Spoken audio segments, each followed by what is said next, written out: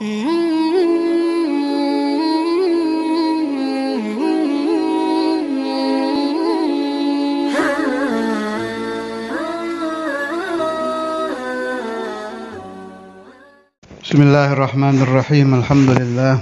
Allahumma salli ala sayyidina Muhammad wa ala ali sayyidina Muhammad. Amma ba'd. Kitabul Hikam, hikmah ke-40.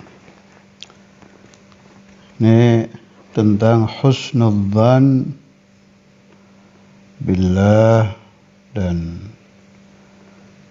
na'udzubillah su'udzan billah. In lam tuhassin dhannaka bihi li ajli wasfihi, ada yang nuskhahnya in lam tuhassin dhannaka bihi li ajli husni wasfihi. Hassin dhannaka bihi li ajli muamalatihi ma'aka. Fahal awwadaka illa husna wa hal asda ilaika illa minana.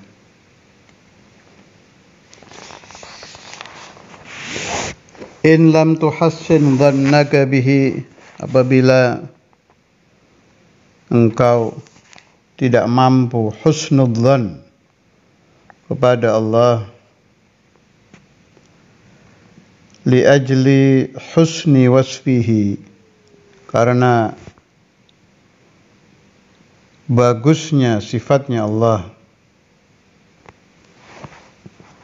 fahassin dhannaka bihi, maka husnudzanlah engkau kepada Allah li wujudi muamalatihi ma'ak, karena wujud muamalahnya Allah denganmu. Fahal awwadaka illa husna, boleh juga dibaca illa hasana, maka apakah Allah Ta'ala itu tidak selalu membiasakan kepadamu kecuali kebagusan?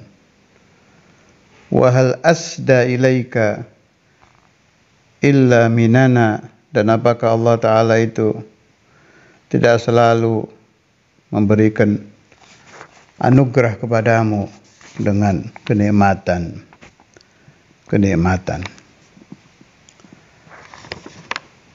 Ini bagus sekali pembahasan husnudzan billah. Dulu ada hadis dari Syekhul Imam Al-Qutb Al-Habib Abdullah bin Abdul Qadir bil Faqih radhiyallahu anhuma, yang sering beliau utarakan, khoslatani laisa fawqahuma syai'un minal khair husnudzan billah wa husnudzan bi ibadillah, wa khoslatani laisa fawqahuma syai'un minasyarr su'udzan billah wa su'udzan bi ibadillah, atau kama qala Rasulullah sallallahu alaihi wasallam. Artinya, kalau kita mampu husnudzan, baik sangka dengan Allah Ta'ala, itu kebaikan yang paling tinggi, ibadah yang paling agung.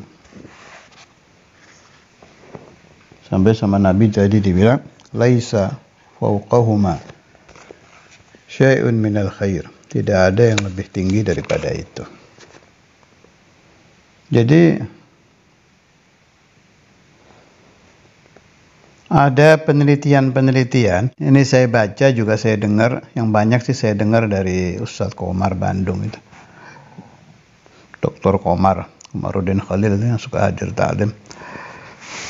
Itu Sudah lama katanya, banyak pembahasan-pembahasan yang khulasohnya itu, kalau nggak salah namanya The Secret, tapi itu bukunya itu sudah diterjemahkan. Jadi ada teori tarik-menarik. Kalau orang positive thinking selalu menyangka baik, kalau dia kaya dia akan tambah kaya, kalau dia sakit dengan menyangka bakal sembuh akan cepat sembuh. Itu sudah, teori itu malah sudah menyebar kemana-mana. Dan konon katanya, saya tidak pernah ikut ke aliran itu, konon katanya berhasil. Itu teori, saya tidak membantah, bahkan saya kagum. Hanya sayangnya kalau kita bikin khulasah, itu Allah nggak muncul di teori itu. Jadi hanya dari alam ke alam. Boleh sekali-kali Anda cari aja di internet, masalah ini udah nyebar kemana-mana, malah sudah jadi kelompok-kelompok. Jadi dari alam ke alam, kalau orang menyangka baik, alam akan membalasnya dengan kebaikan. Ya ringkasnya gitulah. Nah, saya ingin bertanya, munculnya balasan kebaikan itu dari mana? Itu harusnya dipikir lagi kan. Mana mungkin alam memunculkan sesuatu bimakna, mewujudkan sesuatu, kan mustahil. Berarti ada sesuatu yang di luar alam yang mewujudkan kebaikan itu. Ala wa huwallah. Harusnya kan dilarikan ke sana itu. Kalau yang muslimin seperti sahabat saya tadi, Ustaz Komar itu, dia pakai teori itu, apa hadisnya itu, hadis qudsi. Kalau Allah Azza wa Jalla fil haditsil qudsi atau kama qala, ana inda dhanni 'abdi bi falyadhunna bi ma syaa. Terkenal kan hadis itu, juga sudah sering saya bahas. Kurang lebih maknanya, takdirku, aku Allah itu mengikuti sangkaan hambaku. Kalau sangkanya baik, ya takdirku munculnya baik, sangkanya buruk, ya munculnya buruk. Alhasil begini, ini urusan husnudzan dengan Allah ya. Ini pemahaman yang saya pakai, yang saya terima dari maha guru saya. Khulasohnya begini, masa depan itu tertutup, ditutup oleh Allah Ta'ala. Wa ma tadri nafsun madza taksibu ghadan wa ma tadri nafsun bi ayyi ardin tamut. Ditutup oleh Allah Ta'ala. Dan itu bagus sekali. Hikmahnya luar biasa. Karena masa depan itu, jangankan masa depan, detik kedua aja kita tidak tahu apa yang akan terjadi. Hadza zain, ajib. Ajibun min ajaibi khalqillahi azza wa jalla. Bagus sekali ini. Aturannya udah pas.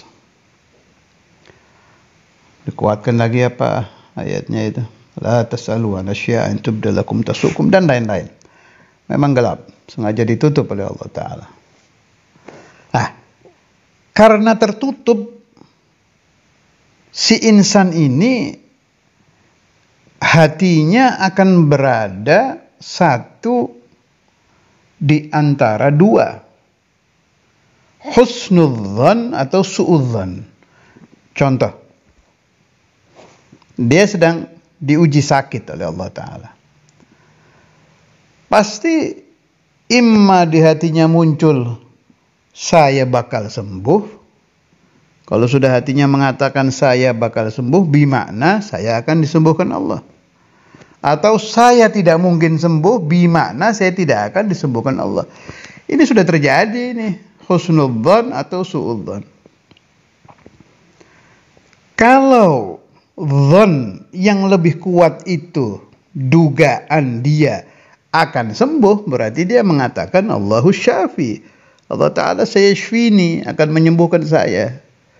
Berarti dia berada di koridor ana inda dhanni abdi bi, tapi yang hasan, yang bagus. Nanti dia bakal sembuh. Itu yang akan terjadi. Ya. Karena dia husnudzan dengan Allah Ta'ala, maka Allah Ta'ala menyembuhkan dia. Sesuai dengan hadits qudsi tadi. Nah, ini yang dimunculkan oleh aliran-aliran tadi itu. Kalau Anda menyangka bakal sembuh, ya alam membalas Anda. Loh, kok alam? Memang alam bisa mewujudkan sesuatu? Ya bukan, ada sesuatu di luar alam yang menciptakan kesembuhan tadi. Dan ini berlaku amatan, keseluruhan. Seorang pelajar, kalau yang muncul di hatinya itu praduga, lebih kuat bahwa dia tidak akan pandai, yang terjadi nanti itu. Itu tanpa dia sadari, dia sedang suudzon kepada Allah Ta'ala. Sebab per detik, per menit, per jam, per hari, per minggu, per bulan, per tahun, per umur. Ini semua gelap. Di kelompok manapun Anda, baik untuk pelajar, pedagang, orang sakit, orang depresi, orang kaya, orang miskin, ini gelap semua. Tinggal yang muncul apa itu dalam hati itu. Kalau lebih kuat, saya akan diberi pemahaman oleh Allah Ta'ala. Saya akan diberi keberhasilan dalam belajar saya. Saya akan menjadi orang yang digampangkan rezekinya. Itu lebih kuat, ya itu yang terjadi. Ana inda dhanni abdi bi falyadhunna bi masya.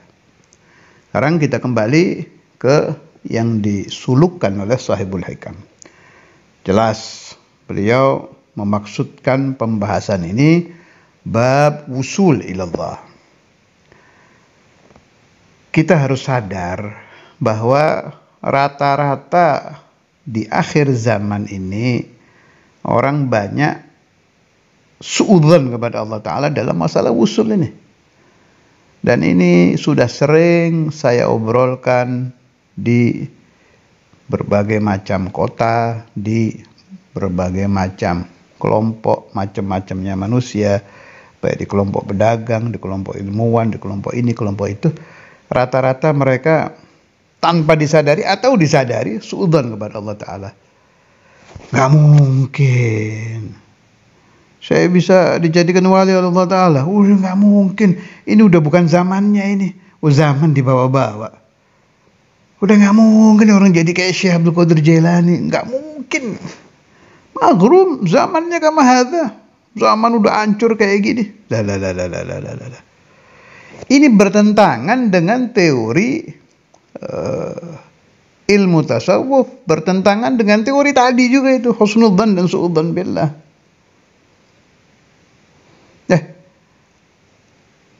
Kita dari mulai kecil sudah diajari wabil qadari khairihi wa syarrihi minallahi ta'ala. Itu kan kuat di hati. Itu syar dari Allah. Insya'a Allah Ta'ala khalaqa syar wa insya'a Allah Ta'ala menghapuskan syar.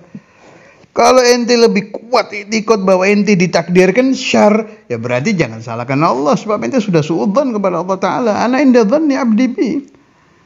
Pengumumannya kan sudah jelas. Ana inda dhanni abdi bi falyadhunna bi ma syaa. Itu pemahaman bahwa tidak mungkin itu harus dihilangkan itu. Harus dikembalikan kepada hukum bahwa yang menciptakan al-khair wasyarr huwallah. Sebagaimana Allah Ta'ala tidak sulit menakdirkan khair kepada siapapun, maka Allah Ta'ala menafikan, menghilangkan, mengadamkan syarr kepada siapapun, pasti Allah Ta'ala mampu.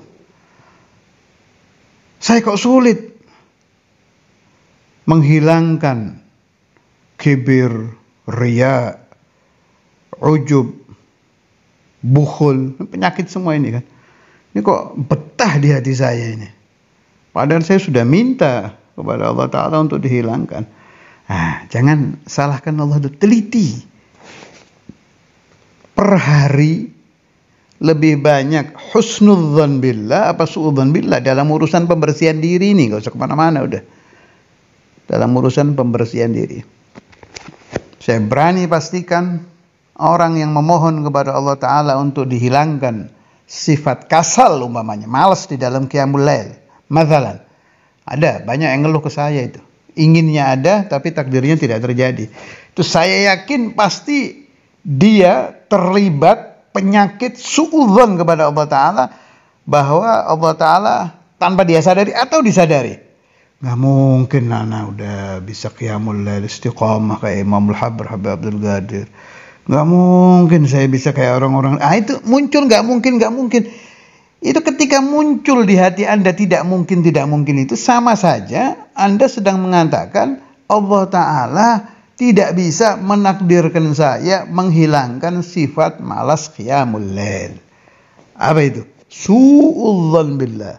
Fa anta musi'udzan billah. Kalau belum sadar, cepat-cepat sadar. Bisa Allah Ta'ala. Mampu. Ini Allah Ta'ala mewujudkan nubuwah, risalah kepada para nabi, para rasul, dan kepada Nabi Muhammad SAW, kebisaannya loh, kudrohnya Allah Ta'ala. Ya, sifat kudrat iradatnya Allah Ta'ala mewujudkan Nabi Muhammad, mewujudkan Nabi Khadir. Itu malam ini hilang apa tidak? Saat ini. Fahal yazul? Jawabnya la, tetap. Besok, lusa, naam, tidak mungkin dijadikan lagi orang seperti Nabi Muhammad SAW. Naam, tidak akan muncul Nabi lagi. Naam, tapi memang Allah kepinginnya begitu. Yang saya tanyakan, kebisaannya hilang apa tidak? Tidak hilang. Apakah akan pernah hilang? Tidak akan pernah hilang. As-sagi bagi, al-mu'ti hai. Allah zaman Nabi Muhammad, Allah di zaman Nabi Adam, Allah sebelum menciptakan apapun, Allah saat ini, Allah nanti adalah Allah yang itu-itu, tidak berubah. Qudrat, iradat, tidak berubah. Kemampuan Allah Ta'ala di dalam mewujudkan tidak pernah berubah.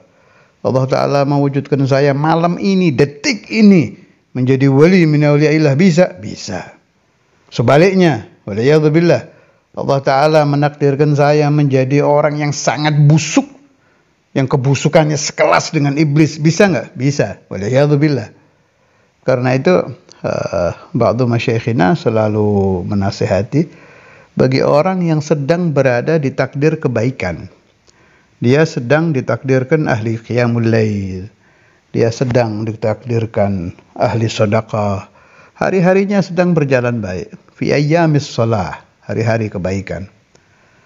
Siangnya dia ibadah, malamnya dia ibadah. Nafkah untuk iyal, talabul halalnya jalan. Udah ajib lagi zen ini. Itu per detiknya, nasihat guru-guru saya itu, dia tidak boleh hilang rasa khauf bahwa Allah Ta'ala satu detik merubah dia menjadi orang yang paling buruk sampai kayak setan buruknya, itu bisa. Nah, khauf itu yang menjaga dia daripada al-ujub wal kibir wal riya fi mausimis salah. Di musim, di saat, di waktu dia sedang menjadi orang soleh. Naam, narju minallah supaya siapapun yang sedang berada di ahlus salah dalam posisi baik supaya terus menjadi baik. Tambah hari tambah baik sampai ketika dia meninggal dia menjadi orang yang paling baik sepanjang hidupnya. Famata ala husnil khatimah bi barakati wa syafaati Rasulillah wa bi fadli judillah wa rahmatillah. Jelas itu yang kita harapkan. Tapi pemahaman itu tidak boleh hilang, dan pemahaman tadi menjaga si soleh daripada dia mutakabbir, daripada dia murai, riya, daripada dia mu'jibun binafsih, menjadi orang ahli ujub. Dengan pemahaman itu saja, asal terus didawamkan, sudah terjaga. Sekarang pertanyaannya, bagaimana caranya supaya kita selalu bisa husnudzan kepada Allah Subhanahu wa ta'ala. Ini memang yang harus selalu dipelajari. Prosesnya memang panjang. 1, pelajari dalil-dalil, hadis-hadis, ayat-ayat Quran yang berhubungan dengan husnudzan billah. Pelajari sifat Allah, baik kalau sifat zat sudah jelas wajib ya, hukumnya kan wajib syar'i usul. Asma'illah al-husna, al-mun'im, ar-rahman, ar-rahim, semua dipelajari. Kalau ada orang suudzon kepada Allah Ta'ala, itu bisa dipastikan karena dia tidak mengenal Allah, tidak mengenal pembahasan tentang karamullah, dia asing dari pembahasan tentang judullah. Juga harus ada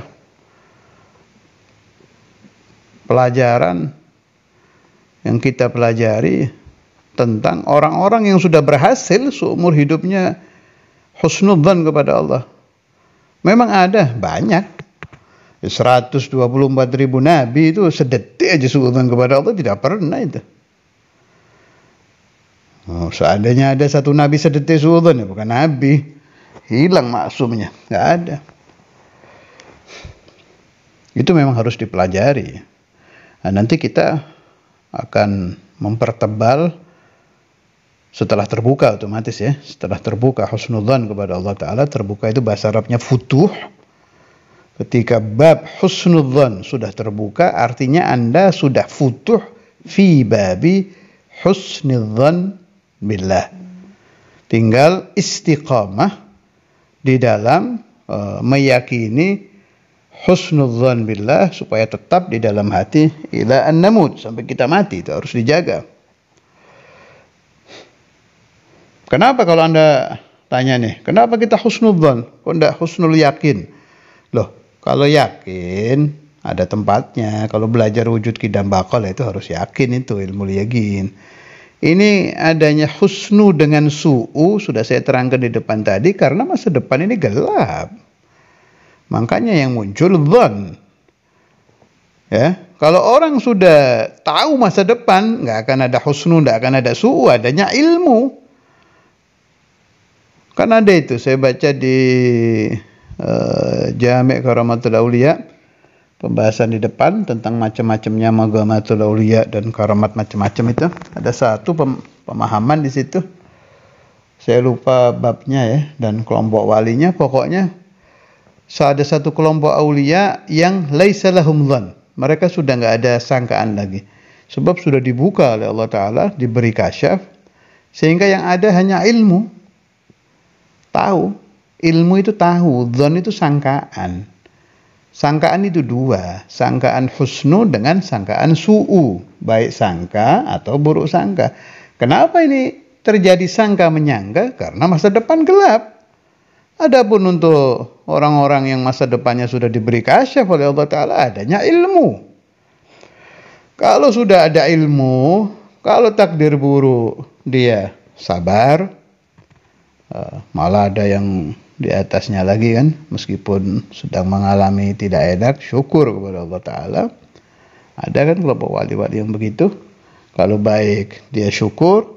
Adanya ilmu. Nah, karena kita bukan kelompok itu, dan itu jarang sekali orang-orang yang dibuka hijab seperti itu. Kita kelompok mahjubin, dan rata-rata manusia memang mahjubin, dan kita juga bersyukur. Walhamdulillah alal hijab. Kita bersyukur diberi Allah Ta'ala hijab, tidak mengetahui masa depan, itu harus disyukuri loh. Sebab diterangkan intub dalakum tasukum. Kadang kalau dibuka oleh Allah Ta'ala, kamu nanti akan mengalami gini. Tasukum. Gak enak, kita berat. Malah ada yang stres duluan. Dan itu terjadi di kehidupan kita. Ada orang yang tidak tahu dia sedang sakit apa, dia tetap bercandaria dengan anak istrinya. Begitu dia tahu, wal'iyadzubillah ya, kena kanker, langsung gelap kehidupan. Padahal umurnya di buku kematian dia ini masih lama, masih 25 tahun lagi lah taruh matinya. Mulai hari dia tahu dia kena kanker, sudah gelap hidupnya. Saya sedang tidak membahas penyakit boleh diteliti atau tidak, itu lain pembahasan. Ini saya sedang membahas watak manusia. Sedang membahas kebenaran tentang terkadang takdir buruk itu kalau dibuka oleh Allah Ta'ala kita merasa tidak enak. Ada yang sampai tidak kuat. Ada yang stres, akhirnya hidupnya isinya hanya gundah gulana, tangisan, stres, depresi. Malah waliyadzubillah ada yang gak kuat sampai bunuh diri, mempercepat kematiannya gara-gara dia tahu dia sedang sakit apa. Walidzalika ada hijab yang harus disyukuri. Apa itu? Gelapnya masa depan. Terkadang itu baik. La tas'alu an asya'a in tubda lakum tasukum. Jadi begitu, itu hikmah min hikamillah. Allah Ta'ala yastur, menutup masa depan itu ada hikmah azimah, hikmah rabbaniyah. Sehingga kita bisa mengamalkan husnudzan billah. Kemudian juga selain mengamalkan husnudzan billah, itu memang yang terbaik buat kita. Memang yang terbaik. Contoh lain ya, ini cerita di kehidupan. Santri-santri juga nanti kan bakal masuk di kehidupan. Ada rumah tangga, oke-oke saja ini suami istri ini. Kemudian gara-gara satu sir istrinya atau satu sir suaminya, rahasia masa lalunya, dibuka oleh takdir, dibuka ya oleh Allah Ta'ala, jadi cerainya itu. Oh kamu dulu pernah begini ya, oh kamu dulu pernah begini ya. Padahal sebelumnya ketika hidup mereka diliputi hijab, ditutup oleh Allah Ta'ala, satarahuma Allahu Jalla Jalaluh, Allah Ta'ala yastur, menutup masa lalunya orang dua ini, oke-oke saja. Ini pembahasan dulu saya bahas panjang lebar sama almarhum Ajengan Abu Hamid Bandung. Lama itu saya ingat tuh di depan rumah beliau. Sebab saya waktu itu saya masih kecil ya, masih usia 17 lah, 17 18. Jadi saya masih berpendapat ada ilmu khairun minal jahli, itu lagi bahas itu waktu itu. Ternyata tergantung ya, ada al-jahlu khairun minal ilmi, ada al-ilmu khairun minal jahli. Tergantung pembahasannya apa. Di antaranya al-jahlu khairun minal ilmi itu bodoh, artinya tidak tahu terkadang lebih bagus daripada tahu. Contohnya ya tadi itu, rahasia aib suami istri. Kadang rahasia antara dua sahabat, asalnya akrab, oke-oke saja dua orang ini, dibuka satu sirnya aja.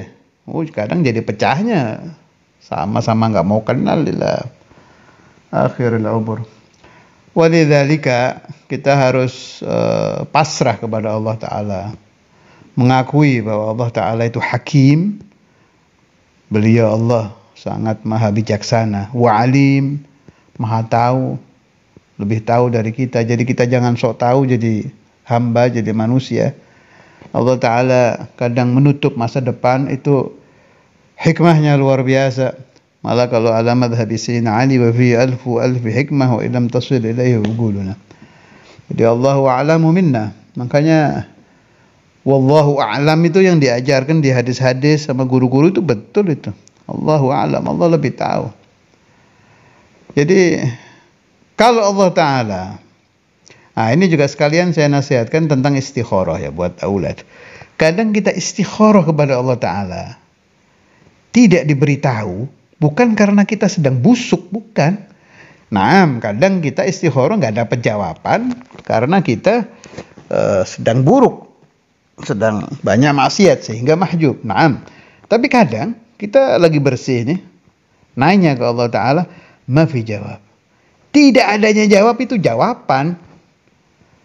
Pahami bahasa saya. Tidak adanya jawab, tidak ada jawaban istikharah ketika kita istikharah itu ainul jawaban, yaitu jawabannya. Jadi jawabannya lebih baik tidak tahu. Malah ada wahid min masyayikhi Ada satu guru saya di Jawa Tengah, Syekhuna fil Ijazah, Mbah Dimyati. Mbah Dimyati Kaliwung itu guru saya, biar anak-anak tahu juga. Itu Syekhi Ajazani. Beliau itu khulasatul qissah, ketemu sama satu wali, atau rijalul ghaib, atau siapa, ma'adri lah, pokoknya nggak jelas apa. Tapi min haula'il kiram ini. Wa ajazahu bi syai', memberi ijazah beliau dengan sesuatu. Akhirnya istikharah. Ini yang saya katakan tadi. Pulang istikharah. Ingin tahu siapa ini yang ngasih saya ijazah. Sebab ini ijazah ajib ini. Buat ini bisa, buat ini bisa, buat ini berhasil, buat itu berhasil. Istikharah. Apa jawaban istikharahnya? Nah, lebih baik tidak tahu daripada tahu gitu. Ajib. Saya jadi paham. Benar kata jangan Abu Hamid dulu itu. Terkadang al-jahlu khairun minal ilmi. Kadang jahil, tidak tahu, itu lebih baik daripada tahu. Kalau almarhum Alim Dimyati, Syekhuna Alim Dimyati itu pernah bahas itu lah. Sami'ta bil mu'aidi khairun min antarahu itu. Kalau nggak salah, Mu'aidi itu satu penyair yang sangat alim, ahli syair, ahli tata bahasa Arab, tapi mukanya nggak ganteng gitu. Jadi kan kadang orang begitu tahu mukanya jadi muncul meremehkan. Makanya muncul rumus sami'ta bil mu'aidi khairun min antarahu. Artinya apa? Terkadang kita jahil, tidak tahu surah daripada qail, wujud daripada pembawa kalam ini, pembawa keterangan ini. Al-jahlu kan khairun minal ilmi. Lebih baik daripada kita tahu mukanya. Akhirnya muncul istighfaf, muncul istihza. Padahal kalau urusannya ilm, kalau sudah muncul istighfaf, istihza kepada ba'du syuyuh, hurima barakatul ilm wa hurima naf'ul ilm, waliyadu billah. Sallallahu ala sayyidina Muhammad wa ala alihi wa sahbihi wa sallam, walhamdulillahi rabbil alamin.